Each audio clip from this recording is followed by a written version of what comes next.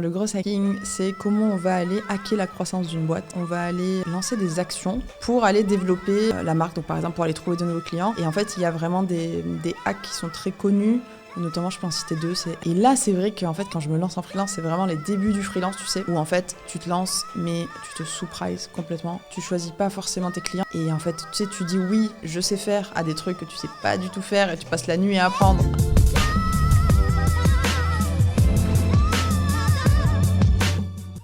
Bienvenue dans Salarié Provisoire, le podcast qui te donne le cœur de devenir entrepreneur. Tu le sais, à chaque fois, toujours un invité exceptionnel. Et aujourd'hui, j'ai le plaisir de recevoir Marie-Lou Girard. Bienvenue, ma chère. Merci beaucoup. Est-ce que tu as fait bon voyage depuis la capitale dans laquelle tu étais déjà ? Oui, écoute, je suis venue de Paris. Je suis d'abord venue de Lisbonne à Paris. Et Oui. puis, sur cette semaine à Paris, je suis ravie de venir jusqu'à Bologne pour ce petit podcast. À la bonne heure. Écoute, moi, j'ai pu te découvrir sur LinkedIn et je me suis dit, profil intéressant. Je suis sûr que tu as des choses très, très, très, très sympathiques à raconter. Alors, on fait très simple. Moi, je ne prépare pas spécialement de questions. Par contre, effectivement, j'ai une petite trame si jamais on ne trouve pas de sujet. Mais ça devrait aller. Je vais reprendre ce qu'on se disait un petit peu en off, parce que tu as dit que tu avais écouté mon histoire sur ma première entreprise, on va dire, première aventure entrepreneuriale, le spot, etc. Tu m'as dit que tu avais trouvé ça sympa, mais est-ce que de ton côté, tu as quelque chose d'un peu similaire à raconter ? Est-ce que tu peux nous raconter tes premiers euros à côté du salariat ? Ouais, je peux te raconter. Alors, si je remonte vraiment au tout premier, Ouais. c'est un moment où, avec mon petit frère et mon père, pour trouver un job d'été, en fait, on se dit avec mon frère qu'on va acheter des espadrilles. On est dans le sud de la France. Okay. On achète des espadrilles en Espagne. Ouais. Et on se dit on va aller sur les marchés pour les vendre. Ok. Donc, rien à voir avec ce que je faisais habituellement. Je faisais des études à côté. Mm-hmm. Mais du coup, on va sur le marché et on commence à faire tous les marchés de la région pour vendre nos espadrilles comme des fous. Ok. Et donc là, on se rend compte, il y a des marchés, ça marche pas du tout. On vend 4 espadrilles.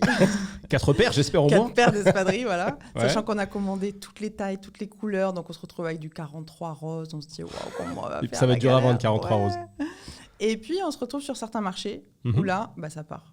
Là, ça part. On comprend pas exactement pourquoi. Et finalement, avec un peu d'expérience, on comprend. L'emplacement, c'était la première leçon d'entrepreneuriat. L'emplacement, super important pour vendre.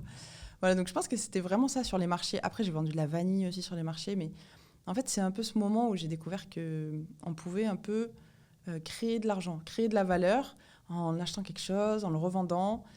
Et ouais, après, j'ai eu d'autres aventures après, notamment des gros fails, quoi, parce que encore les espadrilles, franchement, on s'en est bien sortis. Ouais. On a réussi à bien se payer pour l'été. Et vous avez fait ça combien de temps ? On a fait ça tout un été. Juste un été, une fois. Juste un été, exactement. Et vous avez acheté quelle quantité à la base ? Alors, je me souviens plus. Genre beaucoup, genre 10 cartons Moi, je peux... Ouais, beaucoup. Genre, il y en avait beaucoup. Il y en a beaucoup, quoi. Ouais, ok. Ouais. Non, c'était plus de... Ouais, c'était une trentaine, quarantaine de cartons. Et vous êtes chauffé comme ça ? Vous vous êtes dit, il y a un monde où ça marche ? Ouais, c'était il y a assez longtemps. Les espadrilles, ça arrivait tout juste. Okay. Et on a senti que ça venait. Hein. Il y avait un délire dans le marché de l'espadrille. Tu t'es dit, là, Ouais. j'ai du nez, on va vendre de l'espadrille. Ça va être incroyable. Il y avait un truc artisanal. C'était un truc lié à l'été. Les gens devaient... Et franchement, non, ça a bien pris. Je recommande. Bon, maintenant, je pense qu'il y en a beaucoup qui se sont lancés là-dedans. J'ai vu un reportage entier sur les espadrilles. C'est vrai ? Ouais, je suis un mec patient. C'était sur une marque, enfin sur plusieurs marques qui faisaient ça d'ailleurs. Bon, j'ai trouvé ça assez... Bon, faut les porter quand même, les espadrilles. Oui. Ça, tu mets ça ? Ah non, du coup, je mets pas. Je vends. Tu vends, mais Non, c'était il y a un long moment. Ok. Tu consommes pas ta cam, quoi. Non. Ok. Est-ce qu'on repartirait pas... D'ailleurs, je pose toujours cette question-là, mais est-ce que tu as travaillé ? Tu as été salarié pendant un moment ? Ouais, j'ai travaillé. Hein. Je commence par là en général. Vas-y. Tes années taf. Parfait. Donc, juste bref parcours, Okay. études, que je comprenne un petit peu, puis après on enchaîne sur les premières années de taf. Très bien. Je te la fais très courte. Mm-hmm. Études, moi, j'étais pas à fond dans l'école. Ok. Au lycée, j'étais en sport-études, donc j'étais que passionnée par le sport. J'étais en handball à Toulouse. Et pour moi, là, c'était surtout faire du sport. Donc, je réussis à avoir mon bac, mais un peu presque par hasard, quoi. Enfin, Okay. j'ai eu juste... Et là, je pars faire des études. J'étais assez bien en maths, donc je pars faire des études de maths informatique. Ah oui, je me rappelle ces spécialités connectées qui n'avaient rien à voir entre elles. Ouais. que moi, solide en informatique, j'ai jamais pu faire maths info parce que j'ai toujours été nul en maths. Je ne comprenais pas le lien entre les deux. Bah, franchement, il y en a quand même. Ah ouais? Ah ouais, la logique des algos, de tout toujours ça. Solide en informatique, toujours nul en maths. Ah ouais. Ça va, j'ai pas compris, mais bon, tu pars en maths info. C'est plus utile dans la vie, l'informatique. Ouais, je pense, ouais. Et du coup, je fais diplôme d'ingénieur, donc ingénieur informatique. Et là, je me rends compte que c'est pas forcément les études qui me plaisent le plus et tout. Donc, je postule dans une école de commerce. Et en fait, en postulant dans une école de commerce, je me dis, pourquoi postuler à celle-là et ne pas postuler à la meilleure école de commerce? À savoir HEC. L'école des dieux. Voilà. Et du coup, je me dis, postule en même temps pour HEC. J'étais à Toulouse. Et du coup, j'ai été prise à HEC. HEC Paris? HEC Paris. En plus, le luxe maximum. Ouais. C'était une promo d'ingénieur. Ils formaient pendant 1 an école de commerce. Et franchement, j'ai adoré. Ouais, j'ai vraiment adoré. Ok. Voilà, donc les études. Et ensuite, sur le stand de l'espèce de forum HEC pour trouver son premier stage, je vais voir la marque Canal+. Ok. Et parce que moi qui adore le sport, je me dis, je vais peut-être faire mon stage chez Canal+. C'est top. J'avoue, c'est bien. Il y avait du hand à l'époque? Il y avait du hand. Ouais, il y avait du hand, mais c'était surtout le foot et le rugby. Donc j'aimais bien aussi. Et du coup, là, je postule, je suis prise en stage chez Canal+. Et en fait, j'ai fait 5 ans de ma vie là-bas. La vie va bien. La vie va bien. Ouais, la vie à ce moment-là, ça allait bien. J'avais l'impression d'être... Jusqu'au jour où je me dis, est-ce que vraiment le salariat, c'est fait pour moi? Tu faisais quoi d'ailleurs chez Canal? Du coup, j'ai commencé acquisition de trafic e-commerce. Donc en fait, mon but, c'était de vendre des abonnements Canal+. Simple, efficace. Et qu'est-ce que tu mettais en place du coup dans une grosse boîte comme ça? Alors déjà, je connais tous les matchs de foot parce que les gens, ils s'abonnent le jour du match. Donc ils s'abonnent à 20h46 quand ça commence à 50, oui. Voilà. Donc du coup, on fait ça et après, on va acheter la une de l'équipe le jour du match. On va aller acheter les mots-clés sur Google Ads, acheter les mots-clés sur Facebook. Ah oui, tu étais vraiment en charge du département. Vraiment de l'Ads. Au début en stage et puis après, ma manager qui me forme à tout.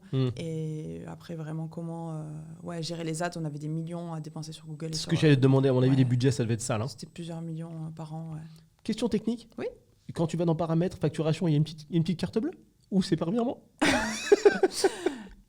C'est l'agence qui gérait ça. C'est l'agence qui gérait ça? C'est l'agence Havas qui gérait ça. Ok. Pas...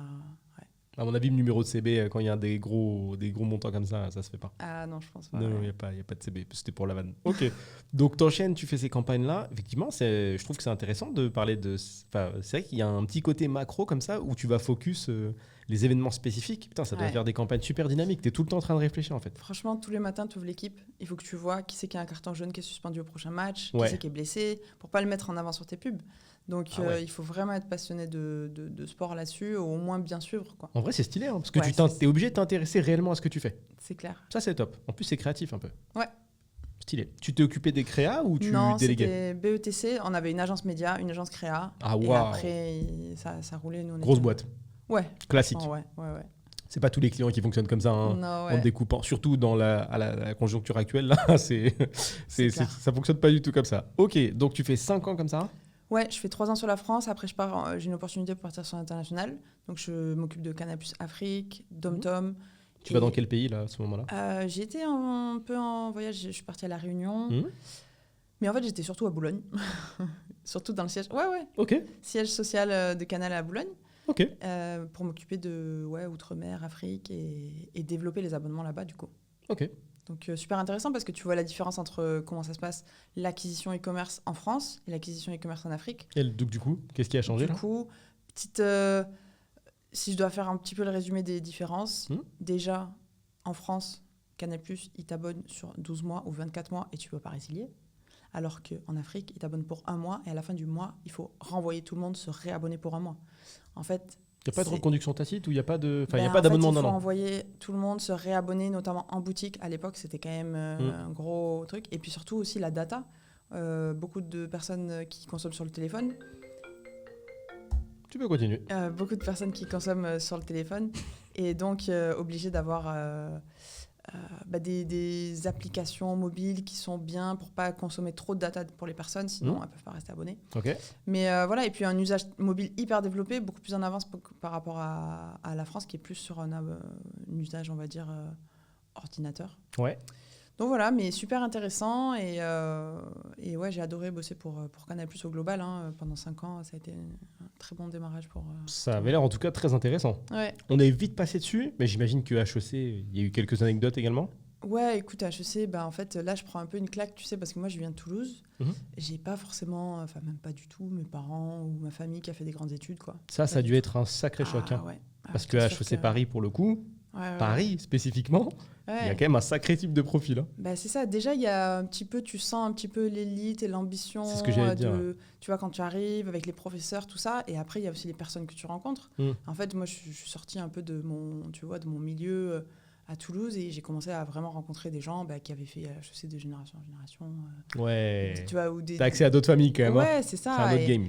Et voilà. Et quand même, je pense que ça a vraiment contribué au fait que j'ai un peu ouvert mon champ des possibles et, on va dire, gonfler mon ambition en fait. Parce qu'avant, moi, c'était informatique. J'allais à Toulouse, j'allais finir chez Airbus. Et tu vois, je voyais, et ça aurait été très bien, tu vois. Mais ça aurait été cool. Ouais. Mais en fait, j'avais pas tout ce champ des possibles. Et là, HEC, ça m'ouvre un petit peu. On est parti aussi en voyage au Qatar. Okay. Au Qatar, on a visité un projet de construction de métro dans le désert. Donc, truc improbable. On est dans le désert. Un projet ambitieux, encore une fois. Projet ambitieux. Mais en fait, mon master, il s'appelait Management de grands projets. Déjà, juste le titre, il est ambitieux. Déjà, il met du sale. Construction de bêtes de trucs dans la vie. C'est bon. Déjà, c'est balèze. J'aime. Ok. Donc, tu vas, ça aussi, Paris impressionné. En fait, tu fais que des activités où tu vois des choses qui t'inspirent, quoi. Ouais, exactement. Et puis aussi, je vois un petit peu la difficulté quand même, parce qu'en fait, moi, j'avais fait l'alternance pendant mon master informatique, et en fait, je parlais pas super bien anglais. Okay. Et en fait, premier partiel d'HEC, on m'avait même pas informé que le partiel est en anglais. Oh, la surprise. Ah, la surprise. Je me souviendrai tout le temps, c'était du marketing. Premier partiel d'HEC, j'ai eu 5. Ouais, là, c'est pour le nom, le prénom, la date de naissance. Les 5 points, voilà. Et 5. En fait, là, je me dis, waouh, toute ma famille se dit, waouh, elle est arrivée à HEC, tu vois, la petite fierté. On parlera pas de ce moment-là. La première note, personne n'a été au courant. Ah, tu m'étonnes. Et donc, du coup, je me souviens, j'étais à faire des fiches d'anglais et tout. En fait, tu te rends compte que tu as un retard par rapport aux autres. Ah, c'est balèze, ouais. Énorme, en fait, et qu'il va falloir cravacher 2 fois plus pour compenser, quoi. T'as le temps, t'as que ça à faire. Hein. Ouais. T'es là pour ça. Écoute, j'étais sur le campus, et aussi gros campus, un peu à l'américaine, tu vois, avec... je me souviens qu'on se déplaçait en voiture sur le campus et tout. Et ouais, non, franchement, ça a été vraiment... C'était où ? Il est où, d'ailleurs, le campus ? Il est à Jouy-en-Josas, dans le 78. Okay. Tous les étudiants étrangers pensent qu'ils arrivent à Paris. Ouais. Ils arrivent au milieu des champs. Il n'y a que Paris dans HEC Paris. Mais il y a un... J'ai vu, il y a quand même un... Je sais pas si c'est le siège, mais il y a un bâtiment quand même à Paris. Ouais, il y a des bâtiments à Paris, ouais. J'ai vu, juste au-dessus du périphérique, il y a un bâtiment. Je sais pas, il est pas loin d'ici d'ailleurs, le bâtiment en question. Donc Jouy-en-Josas, t'arrives, campus, ça a vraiment dû te changer pour le coup. Hein. Ouais, vraiment. Ah ouais, c'est les États-Unis pour toi, t'arrives, mais c'est fou. Ouais. En termes de réseau, parce que ça on en parle souvent, c'est que ça ouvre quand même des portes. C'est intéressant. Franchement. C'est une griffe HEC Paris hein, sur un CV ou sur LinkedIn pour le coup. En fait, moi, je suis pas partie des gens qui prônent absolument les études et tout, parce que je pense que tu peux apprendre autant sur le terrain et tout, mais avec du recul, là, sans se mentir, en fait, fort. Je sais que ça m'a ouvert des portes, soit par le réseau, les gens que j'ai rencontrés, je me suis vraiment fait des amis que j'ai encore aujourd'hui, et même un petit peu la marque HEC sur mon profil, je pense que ça a aidé à certains moments. Voilà, donc je pense que c'est pas quelque chose dont on n'a pas besoin de ça, mais en fait c'est un booster. Ça reste un super booster. Faudra quand même bosser, être dans la parce que le pendant, j'allais dire négatif, non, mais ce qu'il y a en face, c'est qu'il faut être efficace aussi. C'est ça. Après, on a des attentes envers toi qui sont, faut être à la hauteur de la marque. Faut être au niveau, Donc faut bosser. Par rapport à l'anglais, donc comment ça s'est passé là ? Écoute, l'anglais, j'ai ramé un peu pendant HEC, mais voilà. Et après, je suis partie chez Canal+. J'ai bossé un peu sur l'international, donc là, je commençais. Et puis en fait, c'est ça qui m'a fait bouger de Canal+. J'ai rencontré un des directeurs de Canal+, lors d'un déjeuner, qui nous donnait des conseils un peu pour développer notre vie pro. Et il m'a dit, en fait, toi, tu as un parcours qui est brillant parce que tu as fait HEC, maintenant tu arrives chez Canal+. J'étais dans le parcours un peu Canal+, comme identifier des personnes à suivre et tout. Il me dit, si tu n'avances pas sur l'anglais, ça va te bloquer pour le restant de ta vie. En fait. Bêtement. Surtout que c'est pas une compétence de ouf, l'anglais. C'est ça, tu vois. Par rapport à d'autres trucs, quand même. C'est ça. Et donc, j'ai décidé de démissionner. Enfin, en fait, j'ai pas démissionné tout de suite. J'ai pris un congé sabbatique. Ouais. Et pas sympathique pour les gens qui font l'erreur. Ça m'arrasse les gens qui disent ça, un congé sympathique, putain. Genre, je fais que des bêtes de trucs pendant le congé. C'est vraiment que bien, quoi. C'est sabbatique. Donc, ouais. Et je suis partie, j'ai pris un aller simple pour Melbourne pour pouvoir apprendre l'anglais. Simple, efficace. J'aime beaucoup. Franchement, ouais. J'aime la dynamique. Simple, efficace. Boum, allez, ça dégage. Tant que je suis pas bilingue, je reviens pas. Je t'assure qu'il m'a dit ça. Je pense que 2 mois plus tard, j'étais dans l'avion avec ma valise en mode allez, simple. Tu pars solo direct, bam. Ouais, en fait, c'était le moment, tu sais, le moment dans ta vie où tu dois choisir. Soit là, ça y est, j'avais 28 ans. Ok. J'étais avec un copain depuis quelques années. Ok. J'étais en CDI. On allait acheter une l'aise, maison, tu vois, banlieue proche Paris. On allait avoir un chien et tout. Et en fait, je me suis dit non, là, cette vie, elle n'est pas pour moi. Oh, t'as que out comme ça? Faut que je switch. Wow. Ah oui, ça c'est moins cool. En fait, je me suis dit... ça c'est moins cool, il y a une personne qui a pris cher dans le truc. Non, franchement, c'était juste qu'on n'avait pas la même vision de comment, tu vois, on voyait notre vie. Et en fait, c'est le moment où il faut faire le gros choix, tu vois. Soit tu te dis, bon, ok, c'est pas grave, on va construire des belles choses ensemble. Soit il faut en parler, être sincère et dire, moi, j'ai l'impression que j'ai envie de voyager, de découvrir le monde, ça m'attire. Donc, soit... Faut que tu le fasses en sachant que ça, tu peux pas le faire toute ta vie. C'est Une ça, fois que tu as installé ta maison chien, 2 enfants, exactement. ça commence à être chaud d'aller en Thaïlande. Ouais. ça va être compliqué. Ouais. Exactement. Donc moi, c'est là où j'ai switché. Ça a été un gros point de bascule dans ma vie. En fait, okay. Et j'en ai profité pour apprendre à parler anglais parce que ça allait être important. T'es pas revenu avec un accent chelou? Alors, j'ai galéré au début parce que l'australien, c'est... Je sais pas, honnêtement, je sais pas pourquoi t'as pris Melbourne. Parce écoute, que, en termes d'accent, c'est du sale. Hein. Ouais, mais ça a été... J'ai beaucoup progressé en 6 mois, du coup. Ouais, tu parlais qu'anglais. Ouais, j'ai fui tous les Français au début parce que c'est un peu le piège. Ok. Et j'ai appris à parler anglais. En fait, dès le 2e jour, j'ai trouvé un taf pour être commercial en panneaux solaires. Ok. Moi, tu vois, j'avais déjà fait les marchés et tout, donc ça me faisait pas peur de vendre. Et en fait, du coup, il faut aller taper à la porte des gens. T'as fait du tap-tap en anglais. Ouais, j'ai fait du porte-à-porte. Faut pas avoir peur. Hein. Tap-tap en anglais, c'est ce que... Franchement, c'était le meilleur truc pour se débloquer, en fait. Ah bah là... J'avais pas le choix. Là, tu casses tout directement. Ouais. Là, tu casses tout directement, il n'y a pas de... C'est le meilleur truc, tu vas au charbon direct. Ouais. T'apprends la boxe en allant faire un combat. Très mauvaise idée, si jamais tu veux le faire, c'est pas comme ça qu'on apprend à boxer. Je te donne l'info. Mais là, oui, là, directement, baptême du feu, et puis t'es obligé d'apprendre. Mais c'était quoi ton point de chute là-bas? Je me demande pourquoi t'as choisi Melbourne. Franchement, c'est un truc assez irrationnel. Mais j'avais vu un reportage de Canal+, Les Nouveaux Explorateurs, que j'adorais. Okay. J'avais vu la ville de Melbourne. Et en fait, je sais pas, il y a des moments dans la vie, tu vois un truc et tu te dis, il y a peut-être un truc là. Comme une intuition, tu vois. Il y a une énergie. L'intuition. Ouais. Et je savais que Melbourne, c'était un endroit, si un jour je voulais une sorte de nouveau départ ou quelque chose, c'était une ville avec de bonnes énergies pour moi. Ok. Et donc, arriver là-bas? Franchement, arriver là-bas, bonne sensation. Je me sentais hyper bien. Et puis, tu sais, en Australie, en fait, pour trouver un job, j'ai trouvé en 48 heures. C'était assez simple. C'est pas la France, hein. Pour trouver un appart, pareil.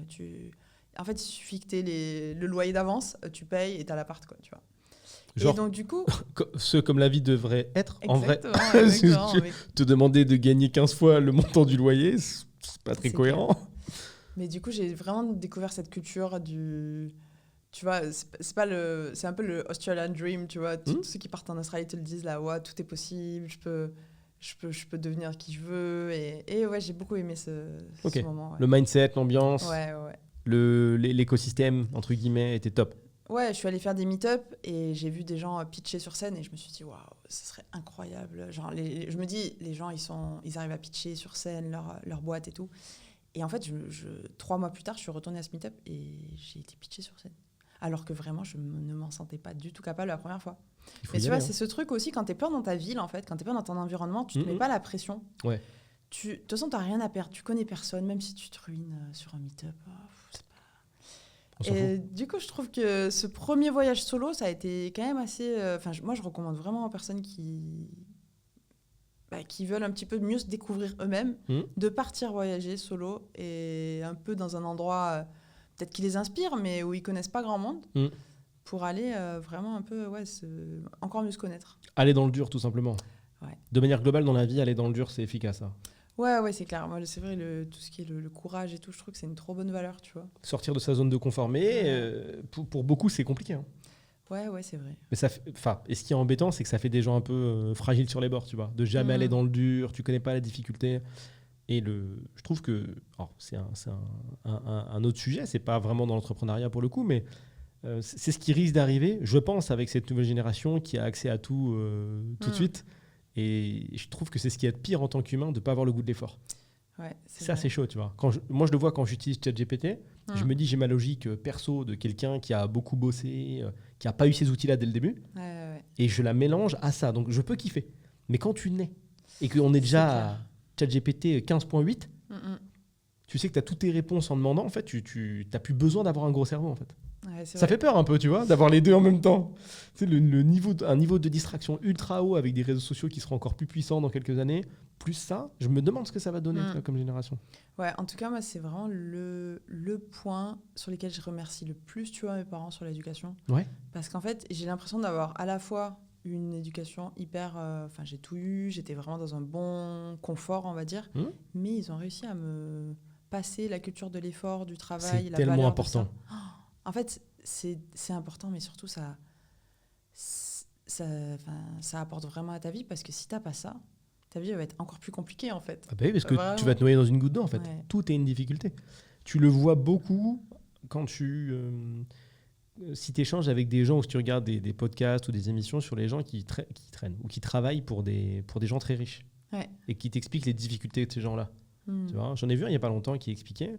Et pour donner 2-3 anecdotes sur ce truc-là, il disait par exemple, je bosse avec un gars qui a X milliards. Par exemple, il va péter un câble parce que son plat n'est pas assez chaud, tu vois, il y a 2-3 degrés de moins. Ou il attendait à ce que son bain soit déjà préparé. C'est pas préparé, il va gueuler pendant 15 minutes, tu vois. Il y a vraiment un monde, quoi. Le goût de l'effort et garder les pieds sur terre, c'est très, très important. Ouais, c'est clair. Là, toi, tu allé dans le dur. Hein. Direct, solo. Ah oui. Même pas de point de chute. T'as pas de point de chute. Tu connais personne là-bas. Non, en fait, j'avais un cousin, mais que j'avais pas vu depuis 10 ans, qui était en Australie. Ok. C'est-à-dire que t'arrives même pas chez lui quand t'arrives. Ah non, j'arrive pas chez lui. Ah oui, non, tu vas vraiment solo. C'est vraiment quelqu'un qui t'a dit, ouais, là-bas, c'est un peu... Toi, t'as vu ton reportage, t'as un cousin que t'as pas vu depuis 10 piges, allez, ce sera là-bas. Mais tu sais, quand on fait ça une fois, on se rend compte qu'en fait, tout se passe bien. Et t'as rien à perdre en vrai. Hein. Mais même ici, t'as rien à perdre. Ouais, ça aurait rien changé, tu vois. Quand tu dis, ouais, je connais personne, etc. T'es toujours pas une star internationale, tu peux toujours rater des meet-up en France. C'est clair. Il se passe rien. Hein. Il se passe rien. Il y avait Orelsan qui a dit ça dans un de ses sons où il dit voilà, il dit un truc sur sa ville. Il dit ouais, je suis de retour dans ma ville dans laquelle j'ai raté des lay-ups décisifs. Comme quoi, tu peux rater autant de trucs que tu veux devant autant de monde que tu veux. T'es pas une star inter. Et quand bien même, ça changerait pas grand-chose. Ok, bah c'est une belle introduction ça. C'est cool, hein. Franchement, trop bien. Est-ce que tu veux ajouter quelque chose un petit peu sur HEC, la fin des cours, rien d'exceptionnel? T'enchaînes juste avec Canal? Non, écoute, c'est une année que j'ai vraiment beaucoup aimée. Et après, c'est juste Canal. Et ensuite, je me suis rendu compte que finalement, j'avais envie quand même d'entreprendre, quoi. C'est un peu le moment, quand je quitte Canal. En Australie, je fais la Startup School de Y Combinator. Je sais pas si tu vois l'incubateur. Pas du tout.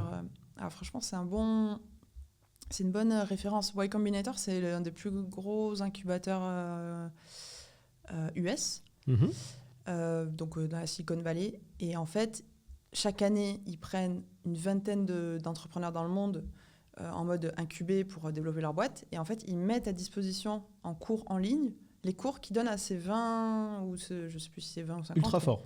Et franchement, je tombe là-dessus parce que j'avais entendu quelqu'un dans un podcast d'ailleurs le dire à l'époque, en 2018. Et du coup, vraiment, tu assistes à des cours d'une qualité. C'est même plus que des cours, tu vois. C'est des conférences par des mecs qui sont déjà entrepreneurs et tout. Et c'est là où je découvre le growth hacking, tu vois.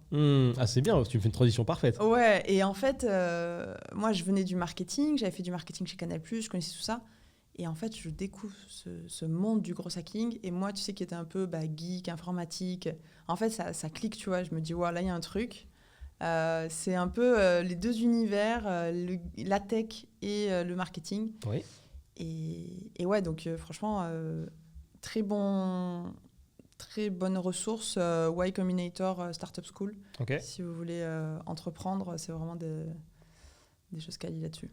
Est-ce que tu pourrais définir est-ce que tu pourrais dire comment ça s'écrit? On ne sait jamais, ça peut intéresser les gens.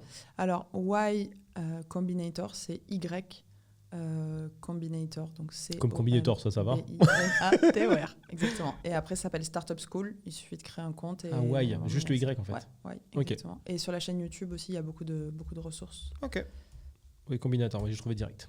Très simple. Ok. Je mets de côté, j'irai faire un petit tour. Je mets ça dans mes favoris. Boum, c'est ajouté pour checker. Nice. Tu as parlé de growth hacking. Pour les gens qui ne savent pas du tout de quoi on parle, est-ce que tu peux définir pour les humains? Ouais. Alors, le growth hacking, c'est comment on va aller hacker la croissance d'une boîte. Donc, on va aller lancer des actions pour aller développer la marque. Donc, par exemple, pour aller trouver de nouveaux clients. Et en fait, il y a vraiment des hacks qui sont très connus. Notamment, je peux en citer 2, c'est Airbnb et Hotmail. Hotmail, en fait, le gros hack qui a fait développer ce produit, c'est quand ils ont décidé de mettre en bas des signatures de mail une petite signature qui incite les gens à créer un nouvel email avec. Et en fait, ça fait un effet de referral. Et derrière, ça, c'est un des leviers du growth hacking, c'est le referral. Donc, comment on va aller avec un utilisateur réussir à en trouver d'autres. Voilà. Et Airbnb, le hack qui a fait décoller Airbnb, c'est de mettre des photos professionnelles et les setups de photos très bien pris dans les locations, en fait, qui ont maximisé les taux de conversion et maximisé les réservations, en fait, de Airbnb. Okay. On peut rajouter également celui de Facebook.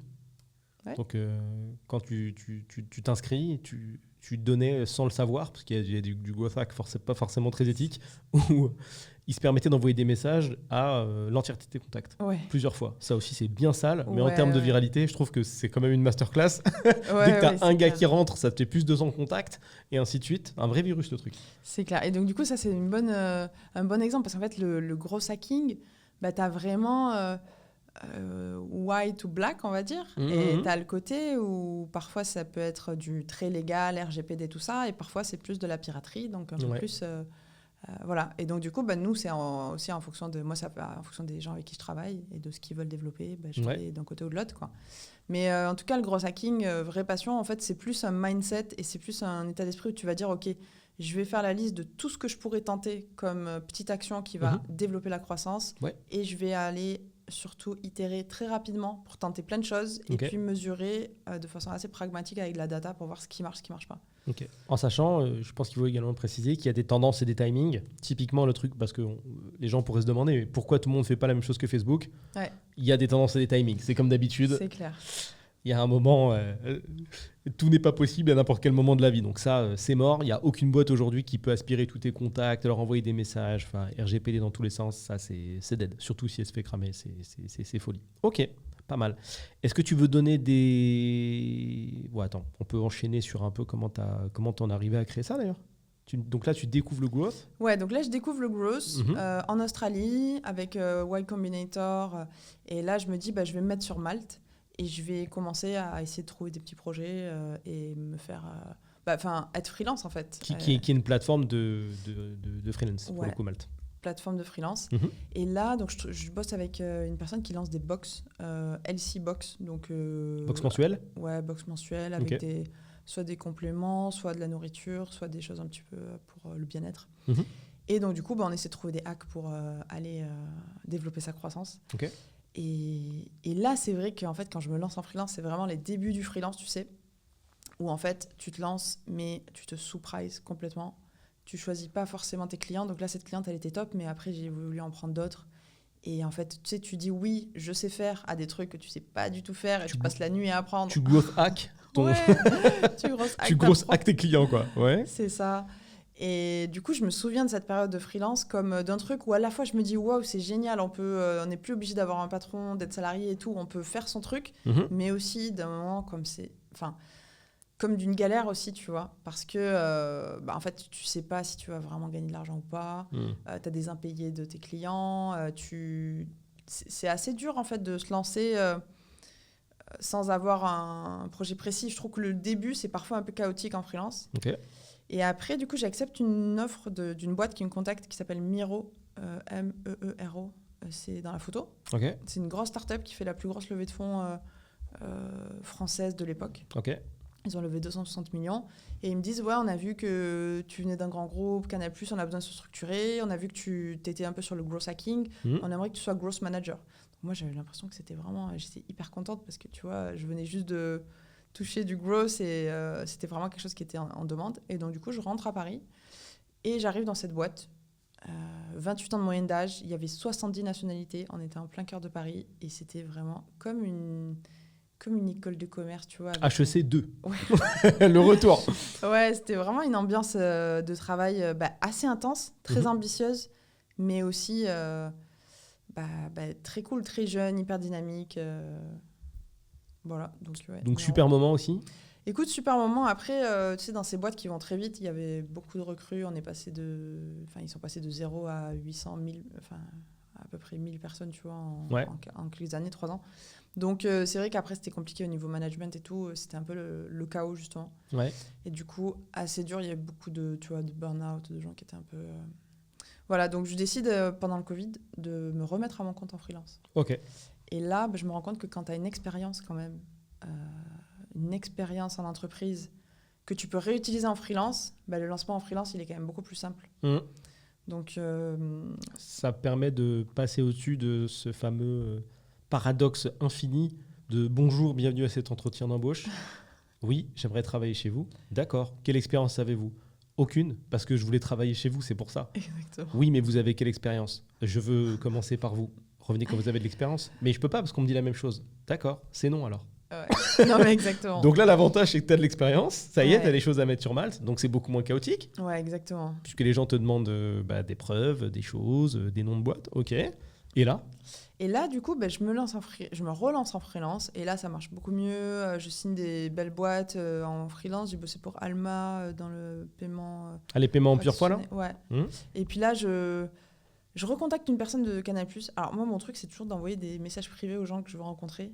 J'essaie de faire des beaux messages, tu vois, avec juste une bonne raison pour eux de me rencontrer. Et en fait, je fais ça avec une ancienne de Canal+, qui bossait... je vois qu'elle a marqué sur son profil CMO part-time.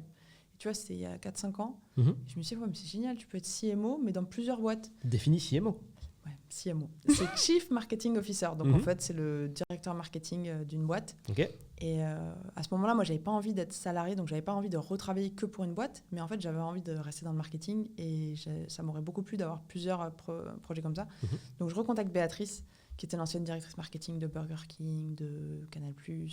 Donc, un profil hyper inspirant. Et là, en discutant, donc elle répond à mon message, j'étais super contente, on s'appelle. Et elle me dit, j'ai besoin de faire du growth hacking pour l'ONU. Mais là, j'étais là, mais c'est pas possible. L'ONU, que tout le monde connaît. L'ONU. Pas une start-up qui a levé des fonds, vraiment genre l'ONU, quoi. L'ONU. Tout simplement. Donc là, on se doute que ce sera pas le côté pirate, ce sera le côté quand même hyper rigolo. Et vaut mieux. Voilà, donc c'est du growth hacking, mais c'est hyper rigolo. Et c'est en fait comment on va tout mettre en œuvre pour trouver plus de donateurs. Simple. Mais tu peux nous expliquer? Ouais, bien sûr. Eh ben écoute. Du coup, c'était pour ONU Femmes.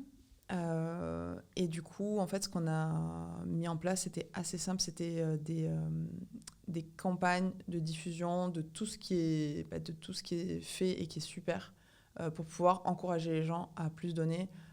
Ça a été, en fait, quand tu es une association, une ONG, il y a des programmes par Google, par Meta, qui te donnent du budget à ces boîtes-là, pour qu'elles puissent justement dépenser et faire des campagnes et attirer les bonnes personnes et trouver les bonnes personnes et les encourager à être donateurs.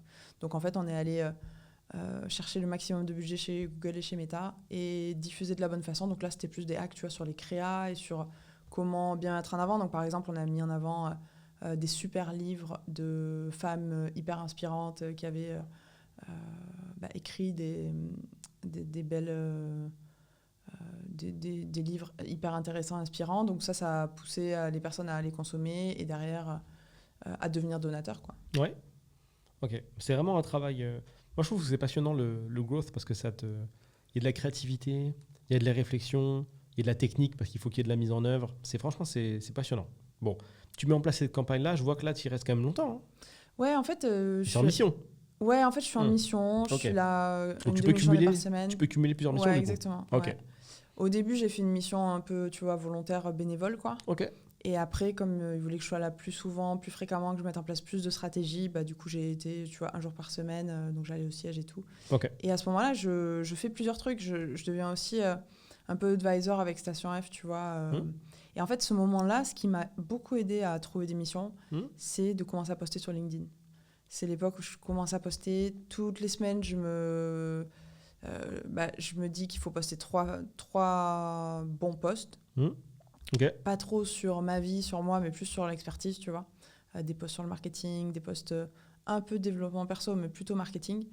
notamment sur Y Combinator, tu vois, tout ce que j'ai appris un peu à droite à gauche. Ouais. Et en fait, là, je trouve que j'ai dû passer de, je sais pas, 500 followers à, tu vois, 8000, 10 000. Et en fait, là, ça a vraiment changé toutes les opportunités que je recevais, en fait. J'ai vraiment reçu beaucoup d'opportunités. C'est là où Station F m'a demandé d'être advisor. Et en fait, ça m'a un peu débloqué un truc dans ma tête parce que je me suis dit, c'est fou, parce qu'en fait, ma compétence n'a pas changé. Mais c'est juste le fait que je communique qui m'ouvre énormément d'opportunités. Aujourd'hui, je pense que c'est le cas. Tu vois, il y a beaucoup de personnes qui ne sont pas forcément des bons communicants, qui ont trouvé leur voie pour communiquer, mais qui sont très forts. Et du coup, s'ils arrivaient à prendre la parole sur un support qui leur va bien, ils auraient encore plus, tu vois, d'opportunités. Très possible. Et d'ailleurs, suite à un podcast, je me rends compte que poster sur LinkedIn, c'est bien, mais qu'avoir sa newsletter, c'est important aussi. Donc, c'est à ce moment-là que je lance ma newsletter aussi. Et c'est parti pour les abonnés, les gens viennent? Ouais, franchement, ça a été... je postais sur LinkedIn, les gens venaient, mais j'ai pas vraiment forcé pour avoir beaucoup d'abonnés. J'ai pas énormément d'abonnés dessus, mais je sais que le lien que je crée, je me rends compte qu'avec la newsletter, il est assez particulier. Il est positivement, quoi. Ok, surtout que LinkedIn, les gens lisent les newsletters, donc c'est plutôt cool. Ça, c'est bien. Il y a des gens qui aiment bien lire. C'est pas mal. Ok, juste ça, au niveau des réseaux sociaux, tu travailles pas tout dessus, c'est focus LinkedIn? Ouais, focus LinkedIn. 3 posts par semaine sur LinkedIn, un post, ma newsletter qui part tous les vendredis. La newsletter, je me suis rendu compte qu'en fait, bosser pour les startups, ça m'intéressait, mais qu'en fait, bosser pour des PME, ça me rapprochait encore plus de gens qui ont un vrai savoir-faire et qui n'arrivent pas à le faire savoir, tu vois. C'est bien dit comme ça, c'est joli. Et du coup, en fait, je me dis, ok, en fait, il faut faire du gros hacking, mais aller raconter les meilleures techniques de gros hacking, justement, tu vois, de la Silicon Valley et tout, mais tu les rends hyper accessibles pour l'artisan du coin. Un exemple. Alors, si t'en as. Ouais, non, mais j'en ai plein. En fait, par exemple, pour voir si ton site sur mobile, il est performant, tu as Google qui sort des très bons outils qui vont te montrer un peu ton score, tu vois, mobile. Et après, une fois que tu as ton score mobile sur Google, il te donne des recommandations pour aller améliorer. Donc, typiquement, j'ai diffusé ça dans ma newsletter. J'ai dit, aujourd'hui, regardez votre score de Google, quoi. Faites évoluer votre site. Et derrière, en fait, tu vois, il y a des lecteurs de la newsletter qui ont juste changé les tailles des images, parce qu'ils avaient des énormes images, tu vois, sur leur site, changé les tailles des images et qui ont été mieux référencés après ça, juste en faisant ces petits changements-là. Après, en fait, j'avais beaucoup de... En fait, la newsletter, elle s'appelle Bravo PME. Et en fait, j'avais beaucoup d'acteurs différents. J'avais des acteurs dans le tourisme, dans la cybersécurité. J'avais le plus grand... fournisseur de fontaines à eau de France, tu vois. En fait, c'est des boîtes... vrai business, hein. Bah ouais, en fait, c'est des boîtes de la vraie vie, tu vois. C'est ça qui me plaisait, je pense, qui me plaît encore avec cette aventure Bravo PME, c'est que c'est vraiment les... Moi, j'ai que des clients comme ça aussi. Taille humaine, etc. J'aime pas bosser avec les grands groupes pour faire changer un mot sur le site. Il faut passer par 12 personnes. Tu vois, tu veux qu'il y ait marqué banane et 3 mois plus tard, il y a marqué pomme fraise. c'est long et en plus, c'est mal fait, quoi. Ils ont changé entre-temps. Non, on n'aime pas trop les bananes. Faites redescendre l'information. C'est sans fin. C'est sans fin. Ok, trop cool. Donc, tu continues à avancer en ce sens. Tu découvres le growth. Tu crées ta newsletter. Et comment arrive justement la boîte Growth Hiring? Ouais, et bien en fait, quand j'étais freelance, j'aidais les boîtes à développer leur croissance avec du marketing, des sales, grâce au growth hacking. Et en fait, j'ai un patron de PME dans la cybersécurité, qui maintenant d'ailleurs s'est fait racheter par Accenture, qui s'appelle Hervé Rousseau, qui me dit, bon Marilou, tu as aidé mon équipe marketing, tu as aidé mes commerciaux, donc c'est top, on est bien là maintenant, mais par contre mes recruteurs, ils ont besoin d'aide. Ils n'arrivent pas à recruter, ils n'arrivent pas à trouver des profils de cybersécurité. Donc va voir comment ils travaillent et fais tes trucs de growth hacker avec eux. Pas le plus compliqué, hein, parce que franchement, quand tu sais comment y faire, pour le coup, le recrutement, c'est cadeau sur Internet, c'est super. Ouais, franchement. Et en fait, je me rends compte, donc je vais passer vraiment tu vois, des moments avec eux pour voir sur leur écran comment ils font, tu vois. Et en fait, je me rends compte qu'il y a beaucoup d'analogies entre ce qu'on fait en marketing pour trouver des clients et ce qu'on doit faire en recrutement pour trouver des candidats. Et donc, du coup, là, j'essaie de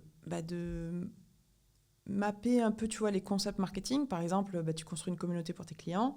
L'équivalent en recrutement, c'est de construire un vivier de talents, tu vois, de développer un peu une communauté autour de tes talents.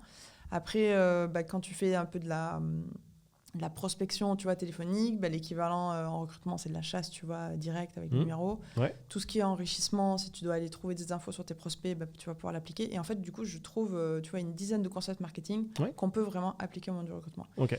Et là, du coup, je commence à faire un atelier avec cette équipe que j'avais un petit peu auditée, on va dire. L'atelier se passe bien. Ils se rendent compte qu'il y a beaucoup de clés du marketing et du growth hacking qui les intéressent. Ouais. Et je diffuse dans Bravo PME, je dis, bon, mais qui a des problèmes de recrutement? Est-ce que vous voulez que je fasse un atelier et tout? Et là, je vois que ça prend aussi. Je fais des ateliers, donc je commence à vendre des ateliers de grosse hiring, même si ça ne s'appelait pas comme ça à l'époque. Okay.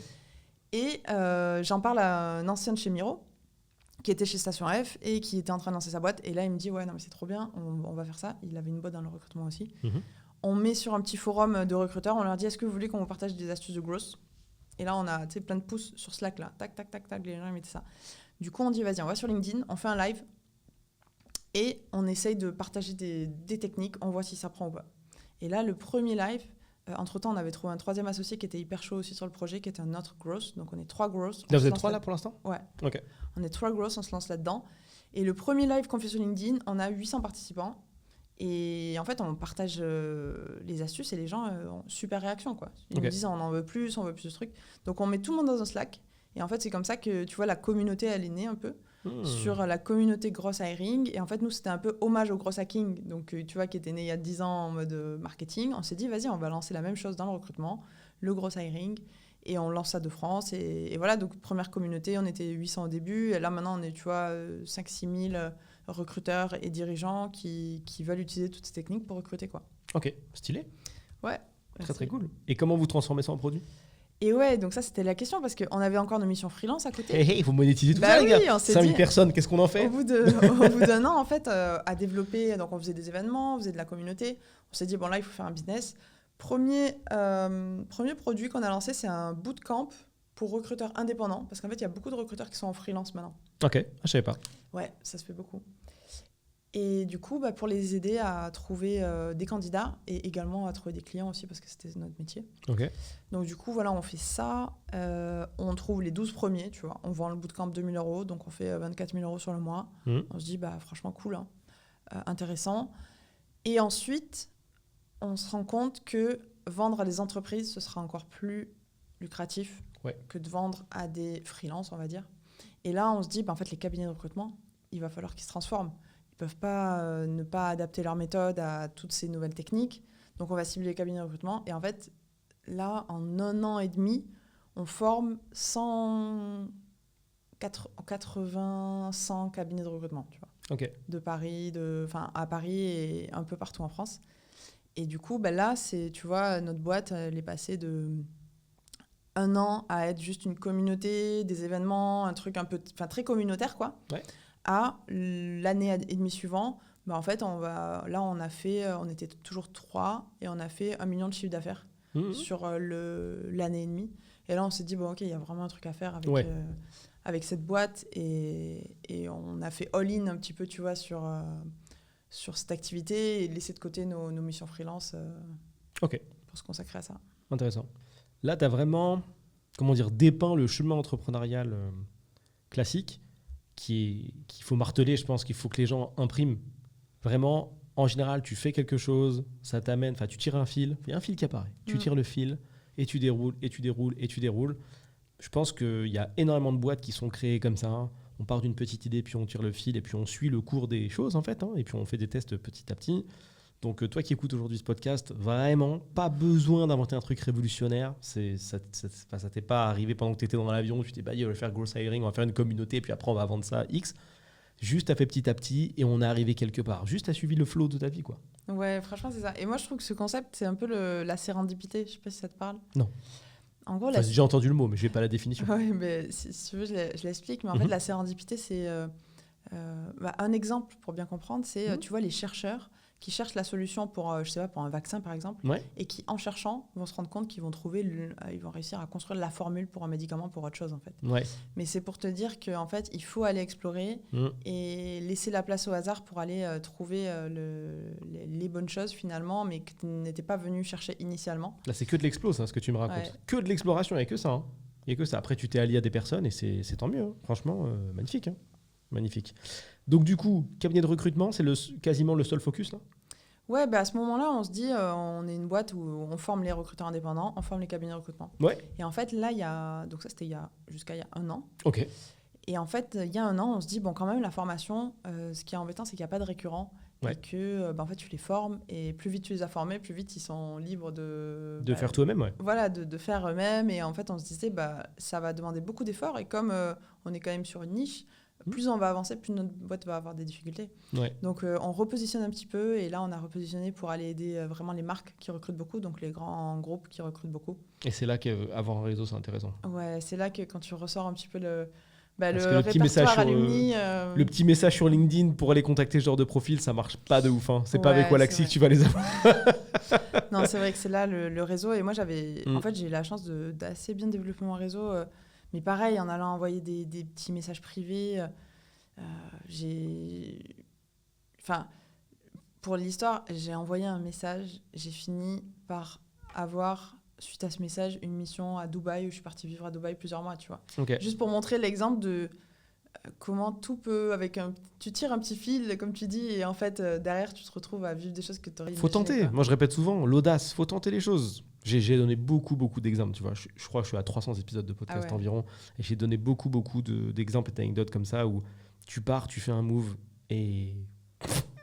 et tu finis dans des configurations qui n'ont pas de sens. Mais c'est ça qui est beau. Par contre, effectivement, ça t'arrive jamais si tu tentes jamais rien. Ouais. Ben, on peut rebondir sur ce qu'on s'était dit un petit peu tout à l'heure, quand tu as dit, quand j'étais à l'étranger, j'avais pas peur de rater parce que je connais personne. Donc, dans la vie, c'est un peu pareil, quoi. Même si tu te manges un vu sur LinkedIn, c'est pas la fin du monde, quoi. Mais tu sais qu'il y a des gens qui sont bloqués par ça, par exemple. Ils vont pas aller parler parce qu'ils ont peur de pas être considérés. Ouais, c'est OK, en fait. Ouais, c'est vrai. Je pense que déjà, c'est les personnes qui sont bloquées, le plus souvent, t'es bloqué la première fois, en fait. Parce que dès que tu as connu un premier gros échec ou un premier gros bide, tu te rends compte qu'il se passe rien. Et du coup, il se passe vraiment rien. Hein. Mais c'est vrai, mais je sais pas, il faudrait que j'arrive à me souvenir qu'est-ce que j'avais besoin d'entendre à ce moment-là pour y aller. Franchement, moi, ce que je vois, et avec mes associés, c'est vraiment notre état d'esprit, c'est que, en fait, si tu prends un peu de recul sur la vie, tu te rends compte que la vie, soit tu la vis vraiment en mode premier degré, tu vis ta vie, t'es dedans, tout ça, soit tu prends un petit pas de recul et tu te dis, en fait, c'est comme un jeu vidéo, c'est comme un truc où tu peux aller tenter des choses et tu peux... et au final, il n'y a pas grand-chose qui sera vraiment grave, en fait, à part la santé. Et... J'ai l'impression de m'entendre. Est-ce que tu peux arrêter? C'est vrai.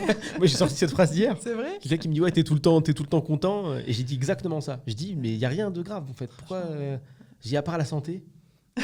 Vraiment, exactement ces mots-là. C'est comme un jeu. Enfin, tu t'amuses, tu vis, il se passe des trucs, tu risques rien. Il n'y a rien de grave à part la santé. Et c'est vrai que quand tu n'as plus cette charge mentale-là, t'évites de tout considérer. Oh, t'es zen. Je reprends l'exemple que je t'ai donné tout à l'heure quand on parlait de noter des trucs sur Notion. Moi, j'ai encore un autre mode de fonctionnement parce que j'aime pas retenir, donc je note. Je fais un combo entre cette histoire de santé et le fait de se vider la tête. Donc ça permet d'être un humain détendu. C'est trop bien ça. Oh là là, je suis détendu. Rien n'est grave, il n'y a pas de problème, il n'y a que des solutions. C'est bien. Comment t'es arrivé juste à ça, tu vois? Est-ce que t'as grandi dans ce mindset-là ou est-ce que c'est des lectures, des choses comme ça qui ont...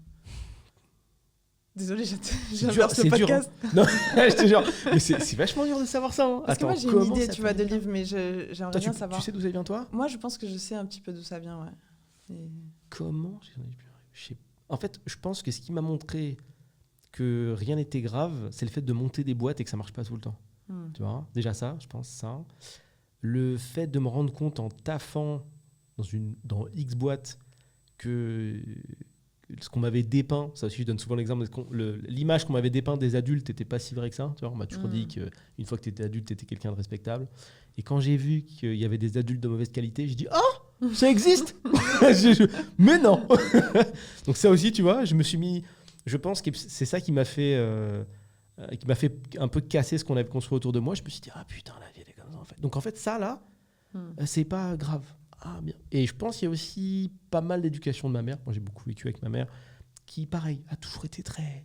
Fais les trucs, tu veux sortir tard, tu veux voir pourquoi c'est dangereux, tu feras. Ah, c'est bien ça, ouais. Le verre, tu te fais tomber, casse, tu fais, c'est pas grave. Vraiment, il y a le moment des sessions où on cassait des verres. Pour le plaisir. Je crois beaucoup à ce mode un peu d'éducation par Juste... Par l'XP, par l'expérience. Ouais, par l'expérience. L'expérience précède l'essence. Hein. Alors là, non, mais c'est vrai que j'ai l'impression de m'entendre moi aussi. C'est bien. Elle est dans mes petites notes. Elle est là, dans tes petites bien notes, sûr. ouais. Mais l'expérience précède l'essence de ouf. Complètement. Tu peux t'expliquer autant que tu veux. Bon, je reprends toujours l'exemple de l'ado de 14 ans. Tu peux expliquer à ton pote, ton fils, ton frère de 14 ans que la meuf avec laquelle il est là tout de suite, c'est pas la femme de sa vie. Il peut pas te comprendre. Vaut mieux lui dire, va, kiffe, vis à fond, pleure, et puis on en reparlera. Plutôt que de lui parler 7 heures, et il dit oui, et heure 8, il est avec la meuf. Tu vois, laisse vivre. Mais oui, rien de grave. Je trouve que c'est pour ça, moi, ce moment où j'ai compris ça, tu vois, que c'était l'expérience qui allait m'apprendre des choses et qui allait me... Mais en fait, j'ai eu un peu une sorte d'envie de faire plein de choses, du coup. Et tu vois, ce mode un peu gros hacking, on va expérimenter vite, genre... En fait, tu te rends compte que plus tu vas pouvoir expérimenter, apprendre, prendre du recul, hop, et intégrer et passer à autre chose, ça devient, tu vois, un peu ton lifestyle, en fait, de faire ça. Ouais. Et tu as envie de vivre plein de choses, tu as envie de faire plein de choses. Et ouais, je pense que c'est un bon truc, là, l'expérience. J'ai beaucoup de trucs à te montrer. Hein. Dommage qu'il n'y ait pas d'écran, en fait, dans le podcast, parce que là, je pourrais te montrer plein de business. On verra après. C'est bien, on va se dire plein de trucs. C'est intéressant. Alors, du coup... Ça fait perdre le fil. Je reviens sur le gros hiring. Donc ça se passe bien. C'est cool. Ça roule. Le chiffre d'affaires, il est top. Vous êtes plusieurs. Formation. Et t'en étais au moment où tu me disais, c'est top, mais il n'y a pas de repeat. Ouais, repeat business, j'entends. Exactement. Il n'y a pas de repeat. Et aussi, en fait, les enjeux de recrutement, c'était un peu dépendant du marché. Parce qu'il y a des moments, toutes les entreprises recrutent. Et il y a des moments, toutes les entreprises licencient, tu vois. Et qu'est-ce qu'on fait là ? On fait grosse firing. On dégage les gens en masse. Franchement, il y a plusieurs hypothèses. Ça pourrait être quand les gens partent, quelque part, ils ont besoin d'être recrutés. Donc, ils ont besoin aussi d'avoir de la formation pour se former. Mais là, on est un peu à cette étape-là où on sait qu'on est très bon sur la formation des équipes de recrutement pour aller recruter plus. Ouais. On est bon pour des groupes qui ont besoin d'avoir beaucoup d'enjeux de recrutement et qui ont besoin de ça. Enfin, qui ont besoin qu'on les aide. Okay. Donc, on met un consultant growth à l'intérieur des équipes. Okay. Pour préciser, nous, la façon dont on a monté notre boîte, c'est on croit à l'esprit bootstrap. Donc, pas aller lever des fonds, mais plutôt aller trouver des clients qui payent. Comme ça confirme que tu fais un truc qui est utile et qui est rentable. Donc, on est plutôt dans cet état d'esprit. On est aussi dans l'état d'esprit de, plutôt que d'avoir des gens en CDI, d'avoir beaucoup de charges et également d'avoir des personnes qui sont... En fait, moi, je me sentais beaucoup mieux en mode freelance qu'en mode CDI, donc je préfère avoir des gens qui sont comme ça. Donc, on a construit un collectif autour de notre boîte avec une 30aine de freelance. On va faire des off-site avec eux, on va faire des moments... Donc, on essaie de prendre les avantages du CDI, mais leur laisser la flexibilité du freelance. Et ouais, voilà. Et donc là, on est à ce stade de boîte où on est 3 associés, on a une 30aine de freelance qui bossent avec nous. Et là, il faut qu'on arrive à trouver des modèles repeat. Et en fait, on s'est dit que là, on commence à faire trop de choses. On a de la formation B2B, de la formation B2C, du consulting. On fait même parfois des recrutements parce qu'il y a des gens qui viennent nous demander de recruter leur head of growth, vu qu'on est bien, tu vois, au milieu de cette problématique. Ouais. Et là, dans cette phase, donc c'est vraiment en toute transparence et j'ai pas la solution, mais c'est ce qu'on vit en ce moment avec Alexis et Hugo, mes associés. Ouais. On est en train de se dire qu'on a envie de construire un business où on a un focus et où on a une activité principale sur laquelle on va mettre toute notre énergie en mode produit, sales, marketing. Et donc, on est en train de faire le choix un petit peu de ce sur quoi on va se focus.